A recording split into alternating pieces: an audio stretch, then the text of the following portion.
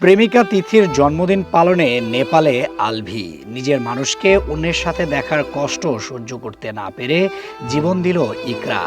ভালোবাসার মানুষকে হারানোর ভয় কতটা তীব্র হলে নিজের ছোট্ট সোনা বাবুকে অনিশ্চিত জীবনের দিকে ঠেলে দিয়ে বিদায় নিলেন ইকরা।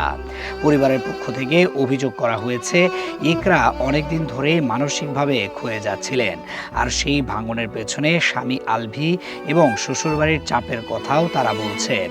ইকরার মা চিৎকার করে করে বলছিলেন, আমার মেয়েকে তিলে তিলে ক্ষয় করেছে আলভি, আলভির মা।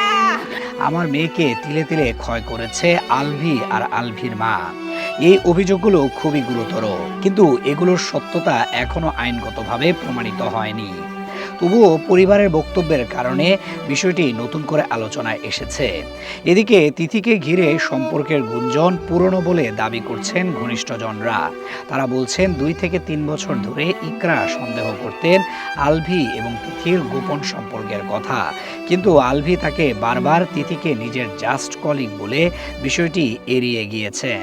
কিন্তু কিছুদিন আগে ইকরার অতিরিক্ত চাপে নিজের গোপন সম্পর্কের কথা স্বীকার করতে বাধ্য হয় আলভি।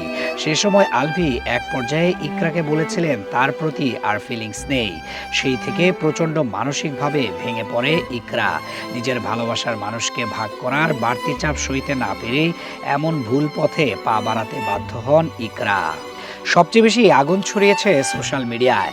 আলভির জন্মদিন পালন করছে তিথি, আবার তিথির জন্মদিন পালন করছে আলভি।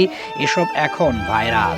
অনেকে বলছেন তিথির জন্মদিন উপলক্ষে আলভির প্রকাশ্য শুভেচ্ছা, ঘনিষ্ঠ ছবি আর জন্মদিন সেলিব্রেশনের গুঞ্জন ইকরাকে মানসিকভাবে আরও চাপে ফেলেছিল। আবার অনেকে বলছেন ছবি বা পোস্ট দিয়ে সম্পর্ক প্রমাণও হয় না, আবার নির্দোষও প্রমাণ হয় না।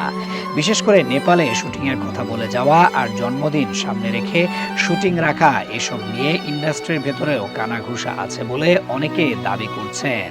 পরিবার ও ঘনিষ্ঠজনদের বক্তব্য অনুযায়ী ইকরা নাকি শেষ সময়গুলোতে বারবার ভিডিও কল দিয়েছেন, সন্তানের কথা বলেছেন, কিন্তু ব্যস্ততা দেখিয়ে আলভি ফোন রিসিভ করেননি।